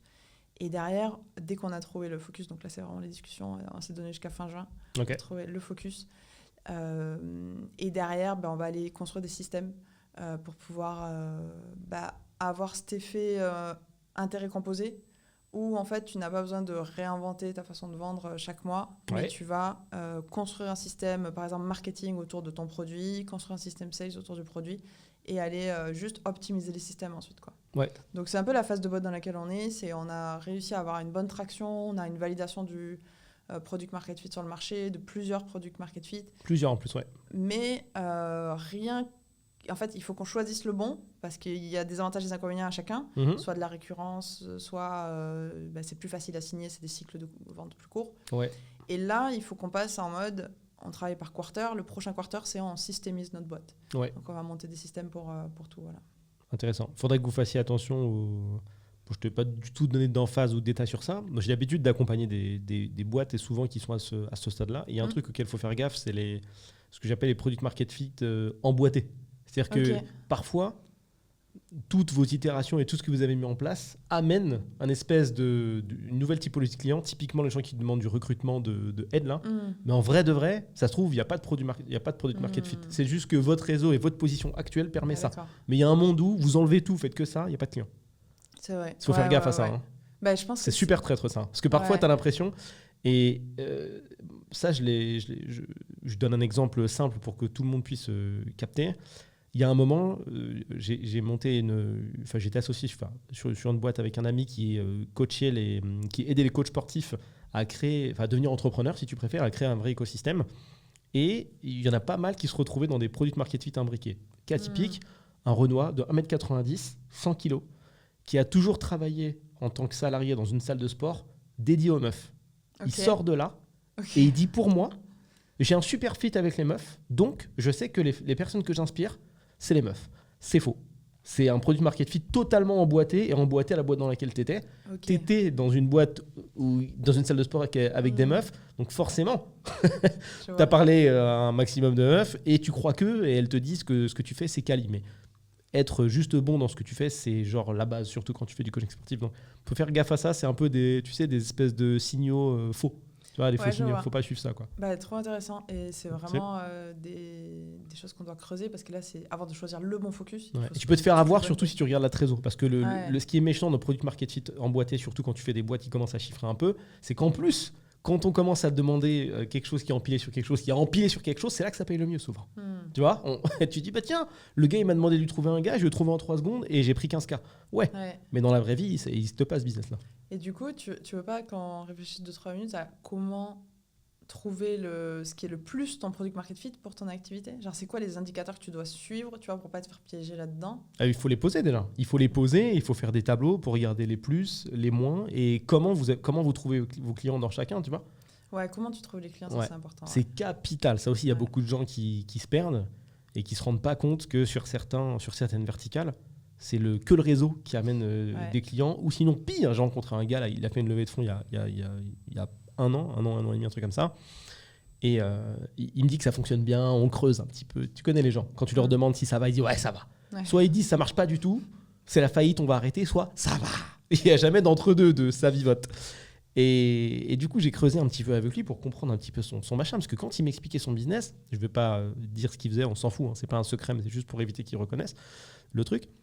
Je me suis dit, mais il n'y a pas de marché sur ce qu'il raconte là. Ah ouais. Qu'est-ce qu'il raconte lui? J'ai dit, t'as levé des fonds avec ça? J'ai dit, forcément, il y a un loup. Donc on s'assied, il commence à m'expliquer. Et en fait, on creuse. Et je comprends que son client principal, qui lui ramène 1 million par an quasiment, c'est un mec. Ah putain. J'ai dit, t'as pas de business, gars? Ah ouais. Et il me dit, ouais, j'arrive pas à trouver de nouveaux clients. Ça fait 1 an et quelques qu'on essaye de trouver. On a même réussi à lever des fonds. C'est un très bon exemple. J'ai pas de sales. Il n'y a pas de vente. Je dis, mais c'est fou, tu vis dans un paradigme de gueudin. Ça fait c'est-à-dire que 365 jours, 0 vente. Chiffre d'affaires, 1 million. Ah ouais. Quoi? Et en fait, voilà. Et donc, la réponse, c'est qu'il y a un des fondateurs qui connaît une baleine. Tu vois? Je vois. La baleine a dit un jour, moi, mon kiff, c'est de casser des Twingo. Donc, tu arrives, tu achètes des Twingo et tu lui revends et tu fais de la thune avec ça. Mais il n'y a pas de marché. Personne n'aime casser les Twingo, en fait, à part ce mec-là. Ouais, je vois. Et ça c'est hyper traite, tu vois. Et ils faisaient toutes leurs réunions autour de ça. Et là, ils ont pivoté, ils vendent même plus la même chose. C'était intéressant. Ça me donne envie de te poser une question. Ouais, tu vois. En gros, moi, tu vois, donc, vu que j'ai expliqué mon parcours, peut-être qu'il y a des gens qui vont avoir un avis. Si vous avez un avis, n'hésitez pas à m'envoyer un commentaire. En fait, j'ai un parcours où j'ai plutôt fait du growth hacking en mode trouver des clients. Et là, je suis sur le growth hiring depuis 3 ans pour trouver des candidats. Et en fait, je continue à avoir tout mon réseau et des demandes chaque semaine de gens qui m'aident encore à trouver des clients. Okay. En fait, si tu veux, c'est comme si moi, j'aurais eu envie de recevoir tout un flux de demandes sur comment trouver des candidats, parce que maintenant, c'est ma boîte, c'est tout ça. Ouais. Mais en fait, je continue à avoir ce flux de demandes entrantes et des demandes que je peux closer très facilement, en fait, sur faire des ventes. Et en fait, du coup, je suis face à un cas de conscience un peu, parce que je me dis, mais en fait, moi, la boîte que je veux, c'est ça, c'est growth hiring, on a une traction et tout, mais la traction est plus forte sur quelque chose sur lequel je ne communique même plus, tu vois. Et en fait, là, je suis un peu... c'est un peu aussi les décisions qu'on doit prendre, tu vois, genre, qu'est-ce qu'on doit faire, quoi. C'est une traction qui est automatique? Ouais, je reçois des demandes. Pareil, j'ai eu le débat il y a quelques jours mais c'était pas il y a quelques jours, c'était hier avec un pote qui fait de l'IA. Et il me dit, voilà, j'ai développé une solution IA que je veux vendre, c'est le truc que je veux vendre, spécifique et tout, je veux l'implémenter dans les boîtes. Néanmoins, je reçois tous les jours des demandes de formation IA à 1 000 € au jour. Et il me dit, ouais, je vais partir sur ma solution. Tu gâches. Ouais. Quand tu as une traction qui est automatique, enfin, t'as déjà monté une boîte qui n'a pas marché? Ouais. C'est la pire chose de ne pas avoir de traction. Tu es là, tu n'as jamais un message, jamais un rendez-vous. Calendly, tu vois le fond de la page blanc tout le temps, il y a marqué pas de rendez-vous. Tu reviens, il n'y a pas de rendez-vous. Il n'y a rien. Ouais. Quand tu as une traction, et en plus, si elle est gratuite, fais quelque chose avec. Ouais, c'est ça. Je pense Mets un système autour pour que ça tourne. Tu peux. Juste mets un système, profite. Si tu as un truc auto et que ton audience se reconnaît en toi sur cette thématique-là, profite-en, c'est super. Ouais, je pense. Et après, je crois aussi qu'il y a des entreprises qui mettent plus de temps et tu vois qu'il y a un momentum un peu où l'entreprise, sur notamment Gross Hiring, tu vois, où les gens auront encore plus de besoins. Aujourd'hui, on reçoit beaucoup plus de demandes qu'il y a 3 ans et plus de demandes maintenant qu'il y a 1 an, tu vois. Donc, je vois la courbe monter, mais c'est juste en attendant que cette courbe-là rattrape l'autre. Qu'est-ce qu'on doit faire? Et je pense qu'en effet, là, on va essayer de mettre en place des systèmes pour au moins capitaliser là-dessus. Faut pas gâcher. C'est ça. Franchement, en plus, vous avez de la trésor, vous pouvez recruter des gens ou quand je dis recruter des gens, moi aussi, je suis adepte du modèle Presta, tu vois. Mais vous pouvez prendre des gens, vous pouvez vous entourer. Ton système, il y a assez de mecs pour t'aider à le faire si tu veux pas le faire, quoi. Ok, écoute, merci pour le... je t'en prie. Enfin, après, tu trouves ça dénué de sens ou tu trouves ça plutôt cohérent? Non, je trouve ça cohérent. Je trouve ça cohérent, en fait. Et surtout que j'ai cette façon de faire différente. J'ai une vraie différenciation sur comment faire de la vente, comment trouver des clients, comment tout ça. Donc, les gens, c'est ça qu'ils cherchent. Et je pense que c'est avec Bravo PME, ma newsletter aussi, sur laquelle je continue à communiquer. Donc oui, je pense qu'en fait, quand tu es entrepreneur et qu'il y a des moments où tu as galéré, franchement, quand tu reçois des demandes et que les clients sont satisfaits quand tu les sers, tu n'as pas envie d'arrêter, quoi. Non, tu n'as pas envie d'arrêter. Mais il y a un autre truc aussi qui arrive bien souvent quand tu es entrepreneur, il faut le préciser aussi, c'est que tu trouves rarement des gens à qui tu peux poser des questions d'entrepreneur. Ça, c'est difficile. Ouais. Ça, c'est chaud. D'avoir quelqu'un qui arrive à avoir une analyse de business, ça, je trouve que ça se croise pas trop, c'est plutôt rare. Franchement, nous, on est à fond sur le coaching. En fait, moi, j'ai compris que déjà en entrepreneuriat, premier truc, il faut trouver tes associés. Je me rends compte qu'à part si tu es vraiment... mais moi, je crois vraiment à entreprendre à plusieurs, tu vois. Ce côté-là, je me rends compte à quel point moi, ça me correspond beaucoup plus et tu vas beaucoup plus loin, beaucoup plus vite avec des gens. Et après, quand tu as trouvé tes associés, nous, on croit énormément tous les 3 au coaching et en fait, on se fait coacher tous les 2 mois, tous les 3 mois. Ah ouais? Ouais. On se fait beaucoup coacher et justement par des entrepreneurs... moi, j'ai la chance d'avoir pas mal d'entrepreneurs dans mon réseau, donc je peux leur poser des questions. Mais aussi, je prends des coachings en plus régulièrement, une fois tous les 3 mois, je pense. Moi, tu sais quoi, je suis un peu partagé sur ça, parce que c'est un écosystème que je connais bien. Et pour moi, il y a vraiment des... Je regarde l'heure pour toi qu'on dépasse pas, mais pour moi, il y a vraiment des groupements d'entrepreneurs, ils se valent pas tous. Alors, c'est normal, comme tous les humains. C'est vrai. Non, mais hyper important de bien choisir ses coachs. Hein. Ouais, moi je respecte les gens qui sont partis. Je respecte beaucoup plus les gens qui sont partis de rien. Tu vois, je peux prendre un vrai exemple. Tu vois, dans Qui veut être mon associé, un moment, il y a, alors, je sais pas si peut-être elle va passer par là où quelqu'un lui rapportera, peu importe, mais je crois que c'était Delphine qui passe. J'espère que ça ne fait pas partie de ta famille, ce serait dommage. Oui, elle est là. Et qui dit voilà, moi je suis entrepreneuse, etc. Et quand on regarde un peu son CV et qu'elle nous explique, finalement son CV vidéo, ça reprend l'entreprise de son grand-père. Le gars, il avait déjà 850 camions, il y a une photo en noir et blanc, il est posé, il y a 30 milliards de camions derrière. La boîte, elle fait 10 millions à l'année. T'es pas entrepreneur, je suis désolé. On n'est pas dans le même monde. Ouais, je pense qu'il faut... Tu vois le truc? Moi, tu me coaches pas, je t'écouterai pas en fait. Ouais, je vois très bien. Non, mais de toute façon, pour que le coaching il marche, il faut avoir une sorte d'admiration, une sorte de vraie conviction envers la personne à qui tu demandes ça, tu vois. Moi, je sais que, tu vois, j'ai eu la chance de rencontrer Oussama sur un événement, de bosser avec lui après en freelance. J'étais en freelance avec lui. Maintenant, je sais que j'ai vraiment baigné au moment, tu vois, Canal+, justement, en Australie, dans les vidéos d'Oussama et j'ai capté plein de choses de l'entrepreneuriat grâce à lui. Je sais que maintenant on est amis. Si j'ai besoin d'avoir là j'ai une question, tu vois, cruciale sur mon business aujourd'hui parce que on doit choisir le focus avant fin juin. Je sais qu'il n'y a pas un monde où je demande pas Oussama. Il faut que j'ai cet avis de cette personne parce que je sais qu'on a tout un référentiel commun sur une partie de l'entrepreneuriat. Et après j'avais un autre entrepreneur que j'adore qui est plutôt sur la partie marketing, tu vois, qui s'appelle Rémi, et en fait je l'avais connu sur des podcasts, j'avais vraiment vachement cliqué avec son mindset, tout ça, et je me suis dit allez, prends un coaching avec lui, et derrière tu vois, donc c'est des personnes, j'irai pas choisir un coach comme ça random, tu vois, si je Je choisis vraiment des gens avec qui je partage des valeurs. Faut que tu aies des valeurs communes, mais je vais même aller encore plus loin. C'est que, tu sais, cet écosystème-là, à côté de tous les business qu'on fait ou autres, il y a aussi le business du coaching en business. Oui, non, mais c'est sûr. Et là, tu tombes dans des accompagnements à 15, 20, 30K avec des mecs qui ne vendent que des accompagnements et finalement qui proposent des choses qui sont assez creuses. Tu vois, parce qu'il y a des acheteurs en face. Il y a des gens qui font des événements et qui passent leur temps à acheter des trucs comme ça. Tu vois. Il y a des acheteurs de formation compulsif et d'accompagnement. Ça fait des coachs qui ne sont pas forcément forts en face, mais qui gagnent beaucoup d'argent parce qu'ils vendent des produits à 15K, 20K. Donc, comme ils gagnent de la trésor, ils disent regarde, ça marche. Comme ça marche, tu prends un coaching. Mais quand ils coachent, c'est nul, quoi. Bah d'ailleurs, je trouve que, tu vois, moi, j'irais pas choisir un coach qui fait que du coaching, tu vois. Moi, le coach qui fait d'autres choses à côté, en fait, je vais suivre ses business, je vais voir comment il lance, je vais voir comment il... Et je pense que ça peut être...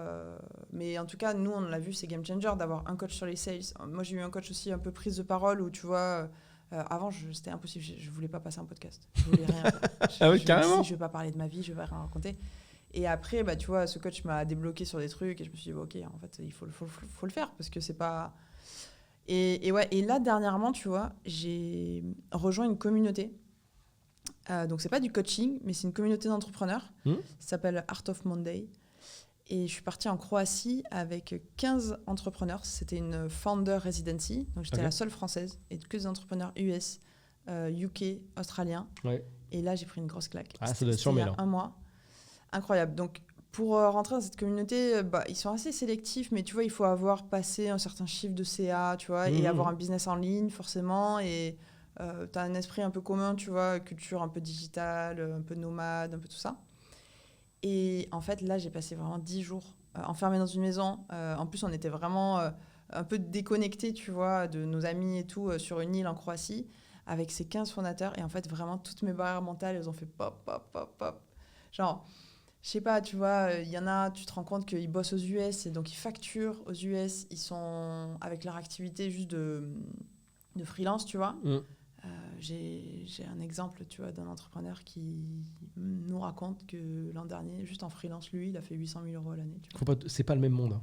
C'est ça aussi, il faut faire attention. Il faut faire attention à ce à quoi tu te compares. Hein. Non, mais en fait, c'est pas pour me comparer, tu vois, mais c'est pour me montrer que sur Terre, il y a ça qui existe. Oui, mais bien sûr, mais il y a plein de trucs. Il y a même des gens qui gagnent 1 million par jour, peu importe. Mais il faut faire attention, tu vois, moi, c'est pour ça que j'aime beaucoup creuser et essayer de comprendre avec qui tu bosses, où tu bosses, en quelle langue. Déjà, quand tu es le marché FR versus le marché US, tu as le monde entier versus l'Hexagone.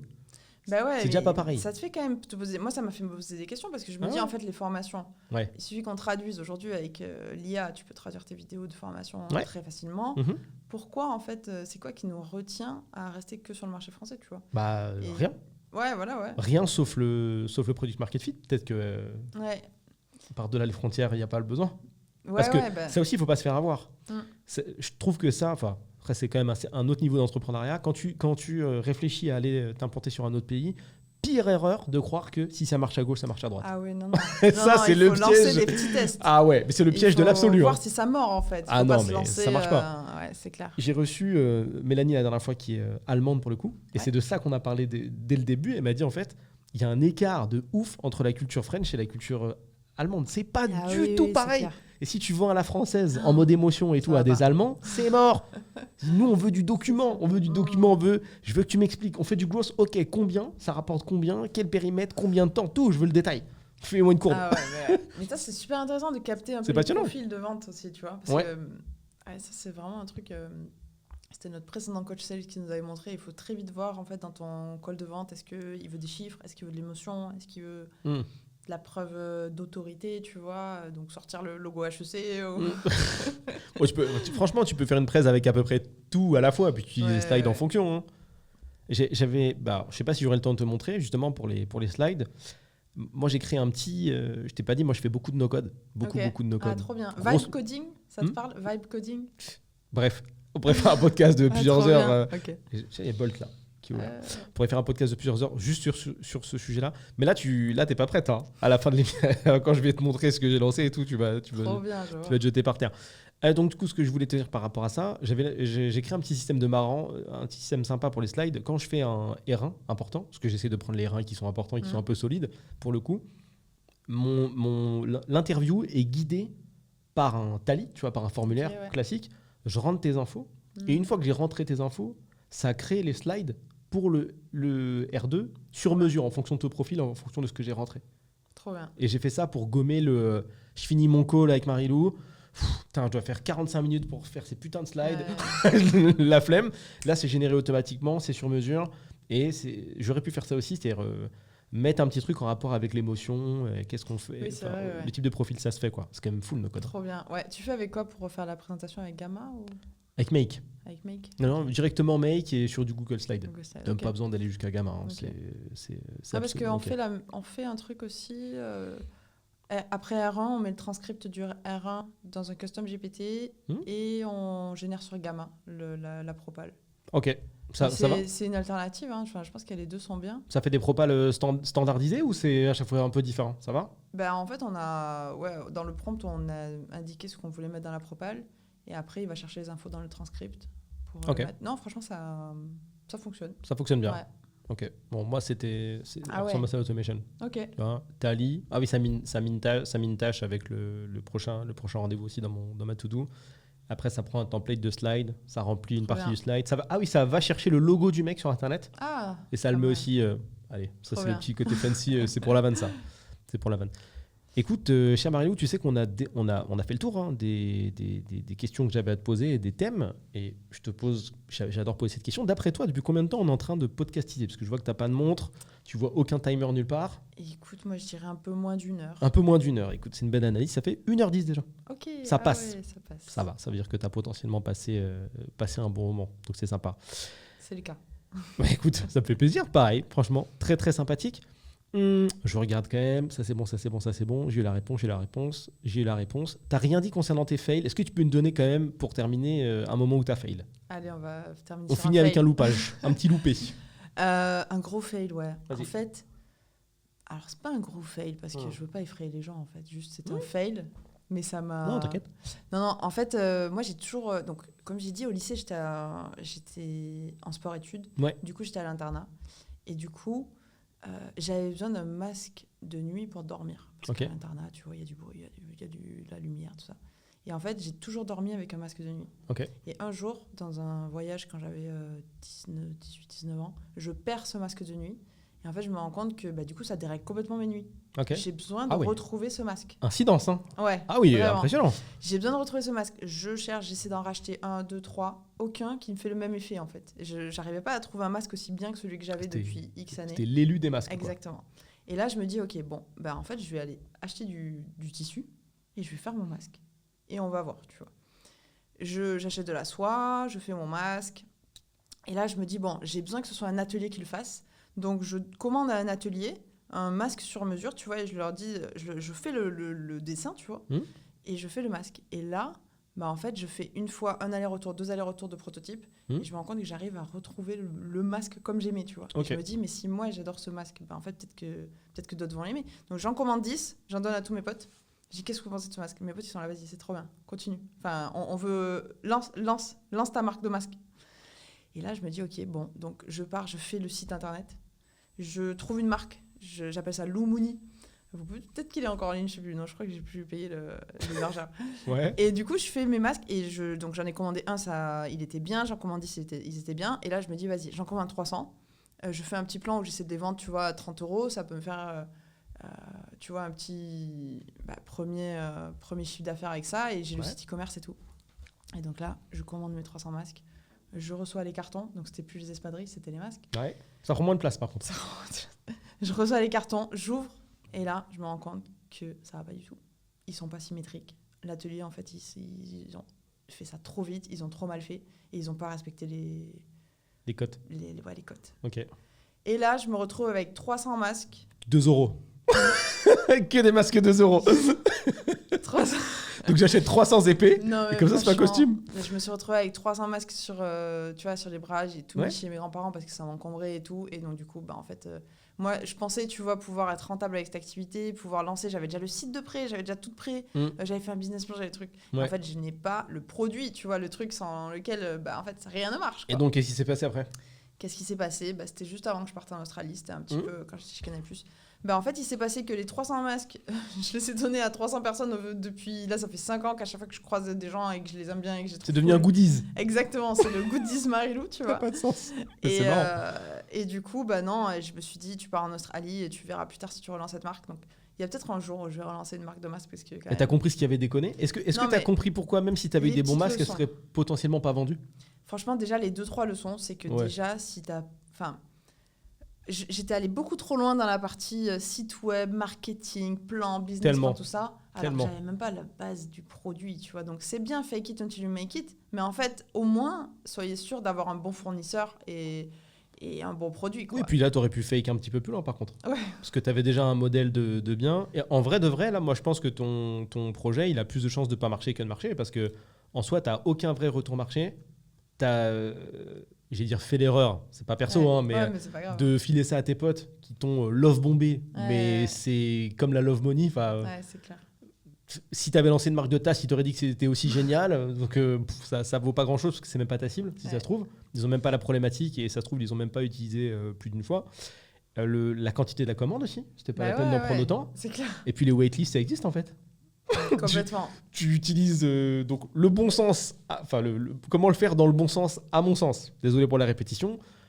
Le même masque, faire des vidéos de promo, utiliser un peu d'argent pour faire des vidéos de promo, utiliser un petit peu de jus de cerveau pour trouver des avantages liés à ce produit-là, trouver une valeur ajoutée spécifique, ce qui fait de plus qu'un autre masque, c'est important. Pareil, pour trouver ton prix, tu es parti sur 30 € pour un masque de nuit, c'est cher. Ouais. Donc il faut vraiment qu'il y ait une valeur ajoutée de ouf. C'est vraiment... Il était en soie naturelle. Il y avait de la valeur ajoutée. Mais c'était beaucoup trop cher. Dis donc. Ouais. Ça doit être agréable à porter, dis donc. Parce que les gens, c'est sûr, quand ils achètent des masques, ils veulent que ça soit doux. Ah bah oui. Non, ils veulent pas bien dormir. C'est vraiment l'avantage numéro 1. Si je veux un masque, mais je veux doux.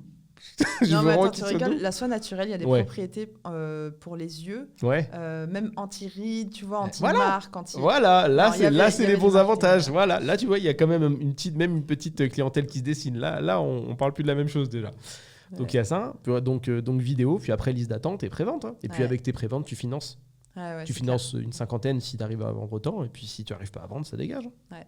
Non, mais c'est clair. Et franchement, c'est exactement ça. Et au final, j'ai pas mal vécu le fait d'avoir un échec, enfin de vivre cet échec, parce que, en fait, pour la simple et bonne raison que ça m'a tellement appris, même, tu vois, même si j'ai fait le site e-commerce pour rien, en fait, je savais faire un site e-commerce à partir de maintenant, je savais brancher tous les paiements et tout. Ah, c'est pas pour rien, hein. Ouais, voilà, et en fait, ça m'a servi par la suite. Et en fait, c'est un petit peu ça, c'est que chaque projet, tu fais un petit truc, ça marche pas, mais derrière, pour le deuxième projet, tu repars pas de zéro, tu repars. Ça t'amène quelque part. Ouais. Ah ouais, ça t'amène quelque part. J'ai une position. Après, moi, je sais pas comment tu le prends, mais il y a des gens, tu sais, parfois quand tu parles de leur ancien business, tu sais, et que tu reprends le truc et tu dis ouais, la bonne manière entre guillemets de le faire, c'est ça. Ils peuvent le prendre un peu mal parce que c'est un truc perso, mais je te dis ça parce que tu vois, moi, c'est le nombre de trucs que j'ai tenté de lancer, tu vois. Ah ouais, wow. Festival. Non, donc là, si on applique la technique du petit pas, j'avance à chaque fois. Ouais. J'ai beaucoup avancé. Ah ouais. Et j'ai lancé une marque de vêtements pareil, même délire que toi. Okay. Enfin, même si toi c'était pas un vêtement, mais en suivant le même truc. Tu sais, tu donnes à tes potes, machin, tu fais des commandes, tu fais des shootings photos, tu fais un site de ouf et tu vends 0. Et tu te retrouves avec tes cartons et des t-shirts dedans, quoi. Ouais. C'est partie du jeu. Ça fait partie du jeu. C'est hyper précieux quand même d'avoir, même tu vois, ces retours. En fait, moi, j'ai envie d'arriver à hacker un truc, tu vois, en tant que close hacker. C'est que, comme on disait, en fait, on apprend par l'expérience. Ouais. Mais en fait, j'aimerais bien qu'on arrive à se servir quand même de l'expérience des autres pour apprendre. Moi, je pense que c'est un truc ancestral, c'est impossible ce que tu dis. Tu penses que c'est impossible ? Sûr. Moi, parce que en fait, il y a même des dictons. Tu sais, je pense que les dictons, citations, fables, etc., c'est pas là pour rien, tu vois. Il y a un truc qui correspond bien, justement, il y a une fable de La Fontaine qui correspond bien à ce qu'on vit maintenant, c'est la cigale et la fourmi. C'est-à-dire que quand ça marche bien, mets de côté, mon gars. Parce que quand la conjoncture elle va être claquée, si t'as pas de trésor, tu pourras pas en refaire. Donc tu vois, c'est un vieux truc, hein, avec des insectes tout claqués. Mais ça marche. Ça marche maintenant, tu vois. Ouais. Ça fonctionne bien. Et je pense toujours, en vrai, que l'expérience précède l'essence. Tu peux expliquer à quelqu'un autant que tu veux qu'il doit pas mettre son doigt dans cette putain de porte. S'il doit le faire, qu'il le fasse. En fait, moi, la façon dont je pense qu'on peut s'en servir, en tout cas dans laquelle je m'en sers, c'est au moins de te servir de l'expérience pour choisir ton premier test. En fait, souvent, tu sais, quand tu es face à un business, tu te dis, est-ce que je vais plutôt faire ça ? Est-ce que je vais commencer par ça ? Est-ce que je vais commencer par ça ? Et en fait, typiquement, choisir ton canal d'acquisition. Mais en fait, c'est te servir de l'expérience des autres, pas pour déjà trouver le canal qui va bien et tout, mais pour déjà définir l'ordre dans lequel tu vas faire en fonction de ce que tu as entendu, tu vois. Mais peut-être que même ça... Franchement, j'ai tellement accompagné de gens Ouais. qui n'avaient pas le mindset et tellement accompagné de débutants que ma conclusion, c'est ça, et je me le répète souvent, c'est arrête d'essayer de sauver les gens, tu peux pas en fait. Ouais. Tu peux pas. J'ai fait des trucs de ouf, lancer, vraiment pousser des mecs qui étaient même pas sur les réseaux, faire des pubs pour eux pour les avancer. Quand il n'y a pas le mindset, il n'y a pas le déclic, il n'y a pas le wake-up call, c'est mort. Et l'expérience précède l'essence, elle m'en évite pour toujours. Sinon, on gagnerait trop de temps, ce serait incroyable. Ouais, Tu as juste à lire 2 livres, tu regardes 2 formations, si tu retiens 100%, tu fais aucune erreur. Le concept que je répète tout le temps dans quasiment tous les épisodes, tu sais, c'est le concept de dur, là, douloureux, urgent, ressenti, quand tu veux lancer un business. En vrai de vrai, si on fait un petit peu de tri dans tout ce qu'on sait sur l'entrepreneuriat, juste ça, tu peux faire des business nucléaires. C'est clair. Mais les gens, d'abord, ils t'écoutent, ils disent OK, et après ils disent ouais, mais moi je veux lancer le nouvel Uber, donc je vais commencer par essayer de faire l'application et payer 500 € par jour à un développeur. Ouais. C'est là où un coach, moi, je trouve que ça m'aide. Parce que tu vois... Parce que t'es coachable. Ouais, je suis coachable. Parce qu'en fait, moi, peu importe le coach, ce qu'il me dit, j'essaie de le faire. Parce que t'es coachable. Même ça, c'est un mindset. Même ça, c'est un état d'esprit. On le voit beaucoup. Moi, j'aime beaucoup les sports de combat, tu vois. Et il y a des gens dans les sports de combat qui sont très bons, mais on dit qu'ils sont pas coachables. Ouais, je comprends. Tu vois, un mec qui est hyper brutal, il frappe super fort, peut-être de temps en temps il met un KO, c'est super. Ouais. Mais s'il est pas coachable, et quand on lui dit vas-y passe la jambe, t'es sur le gars, passe la jambe, s'il écoute pas, au bout d'un moment, il y a le gars qui est en dessous qui va lui mettre une clé de genou et c'est dommage, tu vois. Il y a des gens qui sont pas coachables, c'est comme ça. Moi je pense que c'est le sport, j'ai eu un coach depuis toute petite qui m'a... Déjà t'es ouverte au truc, tu vois, à laisser passer. Il y a des gens, ils sont vraiment pas dans la rancœur, mais dans l'opposition, ils ont du mal à écouter, à appliquer, c'est difficile. Faut arriver à mettre son ego de côté. Ah ouais, c'est vrai. Faut arriver à faire... faut faire assez confiance en la personne pour... faut être malléable, faut comprendre que quelqu'un qui te dit quelque chose te dit... Enfin, essayer de te faire avancer. Franchement, c'est un état d'esprit quand même. Hein. C'est pour ça qu'il faut bien choisir la personne qui va te dire quoi faire. Ouais. Parce qu'il faut pas être sans arrêt en train de douter de la personne. Il faut dire, ok, elle, tout ce qu'elle va dire, je vais la croire. Ouais, mais quelqu'un qui connaît pas comment... La première question, tu vois, la réflexion que tu vas pas forcément voir, et moi qu'on m'a déjà drop, c'est on m'a dit, ouais, mais je veux bien écouter ton truc de oui, il faut écouter ton coach. Mais comment je sais lequel on prend ? Ouais, c'est dur. T'es perdu, quoi. Je suis débutant, donc il me faut un coach. Mais comme je suis débutant, je peux pas savoir ce que c'est un bon coach. Tu vois, c'est sans fin, quoi. C'est comme le truc avec l'expérience et le recrutement. T'as jamais de réponse. Le seul truc qui peut te sauver, donc soit c'est la chance, bon, c'était un bon timing, tu vois, quelqu'un de pas trop sneaky, soit juste on fait ta stratégie Melbourne. T'y vas, on voit ce qui se passe, tu fais ton expérience, tu mets tes doigts dans la porte et on avance, tu vois. J'adore stratégie Melbourne. Ouais, tu pourrais garder ça, stratégie Melbourne, tu pourrais la réutiliser. Écoute, ça nous a amené un petit peu plus loin, mais en tout cas, ton anecdote était très cool. J'espère que tu vas aller très très loin avec cette histoire de masque. C'est derrière moi, surtout. Ça se trouve best marque ever, tu sais pas. Hein. Ouais. C'est jamais, il y a des inconnus. En tout cas, chère Marie-Lou, je te remercie. J'ai vraiment passé un bon moment. Sincère. Trop bien, merci, c'est partagé. Très très cool, très très sympathique. Pour toi, si tu es là encore en train d'écouter ce petit podcast ou même si tu nous vois, hello, j'espère que le son ne sera pas décalé par rapport à l'image. Je demanderai au monteur si on s'aligne ou si on ne s'aligne pas. Rappelle-toi, tu vas sur paroutcommencer.fr si jamais tu veux lancer un business et que tu n'as absolument aucune idée de comment faire. Voilà. J'ai eu le toupet d'acheter le bon nom de domaine parce que vous me dites tout le temps par où commencer. Je suis sur par où commencer, quoi. C'est facile. Si tu veux qu'on se voit en soirée business, tu as aussi un lien dans la description. Si tu veux participer au prochain événement physique, pareil. Description. Si tu n'es pas abonné, tu t'abonnes. Si tu n'as jamais laissé un petit 5 étoiles quelque part sur Spotify, Apple Podcast ou autre plateforme que je ne connais pas, fais-toi plaisir, ça me ferait plaisir. Sur ce, je te souhaite une bonne journée ou une bonne soirée et je laisse Marie-Lou faire l'outro de ce podcast. Merci beaucoup de faire des podcasts parce que quand même, dans mon expérience, là, on voit que j'ai beaucoup été inspirée par des podcasts pour Y Combinator, pour l'entrepreneuriat. Donc voilà, un petit big up à tous ceux qui prennent du temps à faire du bon contenu et à nous partager. Donc voilà, merci pour l'invitation et pour toutes ces créations. Merci beaucoup, à plus. Ciao.